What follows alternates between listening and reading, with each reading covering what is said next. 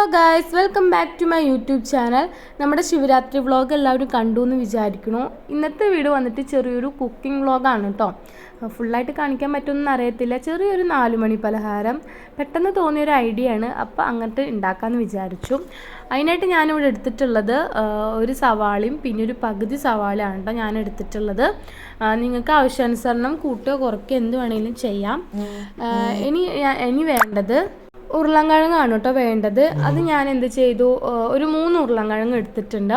അത് ഞാൻ പകുതിയാക്കിയിട്ട് മുറിച്ചിട്ട് കുറച്ച് ഉപ്പിട്ടിട്ട് ഒരു എത്ര വിസിലാണ് നിങ്ങൾക്ക് വേവേണ്ട വിസിൽ എത്രയാണെന്ന് വെച്ചാൽ ഓരോ ഉരുളൻകിഴങ്ങിന് ചിലപ്പോൾ ഓരോ ടൈപ്പ് വേവായിരിക്കും. ചിലപ്പോൾ കൂടുതൽ ഉരുളൻകിഴങ്ങ് ഇട്ടാൽ കൂടുതൽ വിസിൽ വേണ്ടി വരും.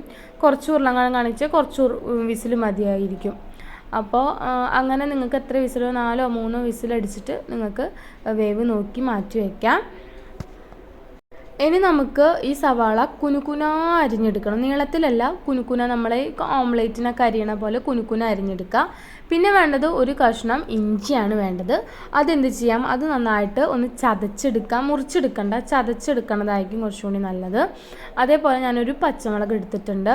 ആമിക്കുട്ടിക്ക് വല്ലാണ്ട് എരിവ് വേണ്ടാത്ത കാരണം അവൾക്കും കൂടി കഴിക്കേണ്ടതല്ല, അപ്പോൾ അത് കാരണം ഒരു പച്ചമുളക് എടുത്തിട്ടുള്ളൂ കേട്ടോ. അത് നന്നായിട്ട് കുനുകുന അരിഞ്ഞു വയ്ക്കുക. ഇവിടെ വീട്ടിൽ കുറേ കണ്ണിമാങ്ങകൾ വീണായിരുന്നു കേട്ടോ. ഫസ്റ്റത്തെ കണ്ണിമാങ്ങയൊക്കെ നന്നായിട്ട് വീണ് പോവുമല്ലോ. അപ്പോൾ അതൊക്കെ പറക്കിയെടുത്ത് ഒരുപാട് ഉപ്പിലിട്ട് വെച്ചിട്ടുണ്ടായിരുന്നു. തറവാട്ടിലാണെങ്കിലും ഇവിടെ ആണെങ്കിലും ഒരുപാട് പറക്കിയിട്ട് ഉപ്പിലിട്ട് വെച്ചിട്ടുണ്ടായിരുന്നു. അപ്പോൾ അമ്മമ്മ എന്ത് ചെയ്തു, ഉപ്പ് നന്നായിട്ട് പിടിച്ച് സെറ്റായപ്പോൾ നമ്മൾ നല്ലോണം കടുമാങ്ങ അച്ചാർ ഇട്ട് വെച്ചിട്ടുണ്ടായിരുന്നു കേട്ടോ.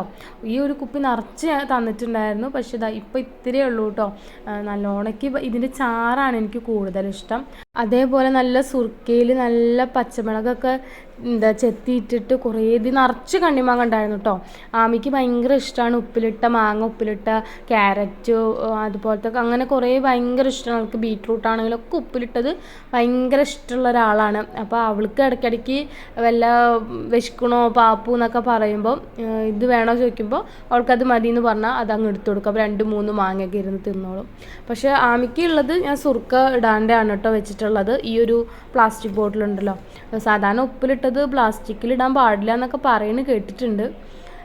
കുഴപ്പമില്ല. പിന്നെ ഇത് മീഷോന്ന് മേടിച്ചിട്ടുള്ള കുപ്പിയാണ് കേട്ടോ. 3 എണ്ണം ഉണ്ടായിരുന്നു ഗൈസ്. അതിൽ ഒരെണ്ണം ആമിക്കുട്ടി വെള്ളം നിറച്ച് വെച്ചിട്ടുണ്ടായിരുന്നു. ഞാൻ ഈ സാധനം വെള്ളം നിറച്ച് വെച്ചിട്ടുണ്ടായിരുന്നു. അതിൻ്റെ അടിഭാഗം കണ്ടോ, മറ്റേ ചിന്ന എന്ന് പറയില്ലേ, ഇങ്ങനെ നിലത്ത് വീണിട്ട് ചിന്നിപ്പോവാന്ന് പറയില്ലേ, അതേപോലെ നിലത്ത് വീണത് ചിന്നിപ്പോയി. പിന്നെ വെള്ളം നിറയ്ക്കുമ്പോൾ മൊത്തം ഇങ്ങനെ തുളുമ്പി പോവായിരുന്നു. പിന്നെ അതിൽ നിലത്ത് വീണാൽ പോയി. നിലത്ത് വീഴാണ്ട് കെയർ ചെയ്ത് കൊണ്ട് നടക്കുകയാണെങ്കിൽ അടിപൊളി ഓപ്ഷനാണ് കുട്ടികൾക്ക് സ്കൂളിൽ പോകാനാണെങ്കിലും ഒക്കെ ആണെങ്കിലും. പക്ഷെ ഇത് കുറച്ച് കട്ടി കുറവുള്ള കാരണം തോന്നുന്നുണ്ട്. പക്ഷെ ഇങ്ങനെ ഞെക്കിയാലൊന്നും ഞെങ്ങണമൊന്നുമില്ല കേട്ടോ.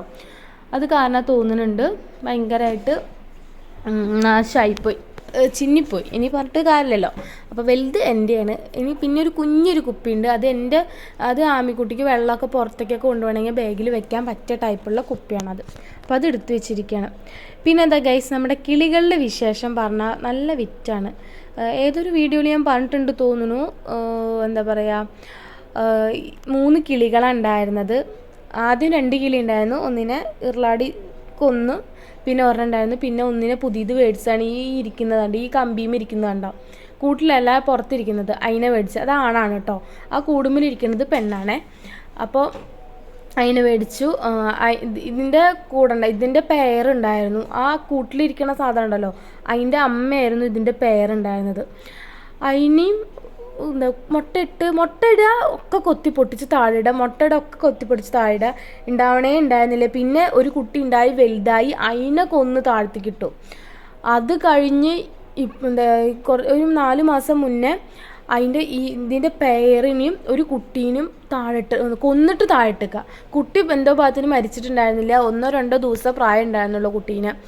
എന്നിട്ട് ഈ കമ്പിയുടെ ഉള്ളിൽ കൂടെ വീഴാൻ നിന്നപ്പോഴത്തേനും ഞാനൊരു തുണി വെച്ച് പിടിച്ചു.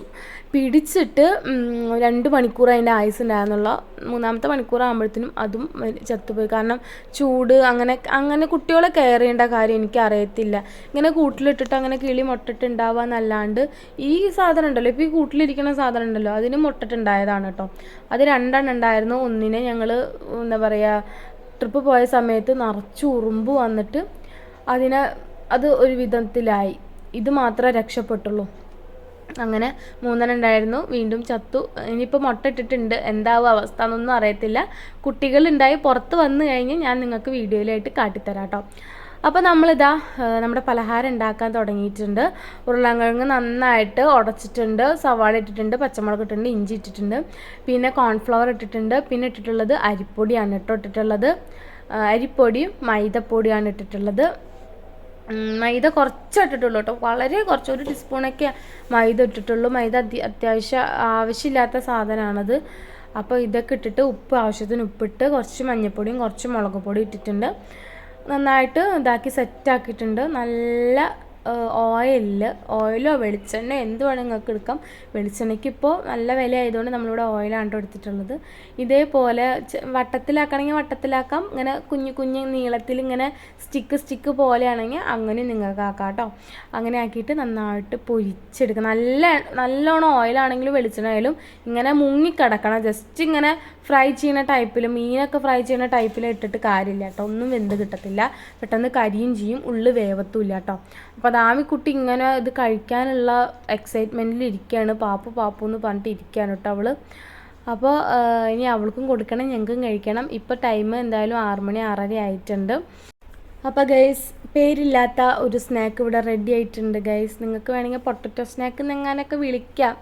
നിങ്ങളുടെ കുട്ടികളൊക്കെ സ്കൂളിലൊക്കെ വിട്ട് വരുമ്പോൾ പെട്ടെന്ന് ഉണ്ടാക്കാൻ പറ്റിയിട്ടുള്ള ഒരു അടിപൊളി ഐറ്റമാണെന്ന് തോന്നുന്നു. നിങ്ങൾക്ക് ഇഷ്ടപ്പെടുകയാണെങ്കിൽ ട്രൈ ചെയ്ത് നോക്കുക. സോസ് കൂട്ടി കഴിക്കാം, അല്ലെങ്കിൽ വെറുതെയും കഴിക്കാം. ഞാനിവിടെ സോസുള്ള കാരണം സോസ് കൂട്ടി കഴിച്ചിട്ടുണ്ട്.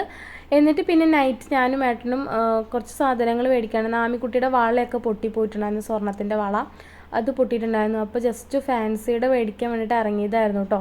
ആ വീഡിയോ ഒന്നും എടുക്കാൻ പറ്റിയില്ല. അപ്പോൾ ഞാൻ ദോശയും ബീഫും പറഞ്ഞു, ആമിക്കുട്ടിക്ക് ഒരു ഓംലേറ്റ് പറഞ്ഞു. അപ്പോൾ ഞാനിതാ ദോശയും ബീഫും കഴിച്ചുകൊണ്ടിരിക്കുകയാണ് ഗൈസ്. അപ്പോൾ ഇന്നത്തെ വീഡിയോ വന്നിട്ട് ഇത്രയേ ഉള്ളൂ. വീഡിയോ ഇഷ്ടപ്പെട്ടാൽ സബ്സ്ക്രൈബ് ചെയ്യണേ. Tata bye bye, see U.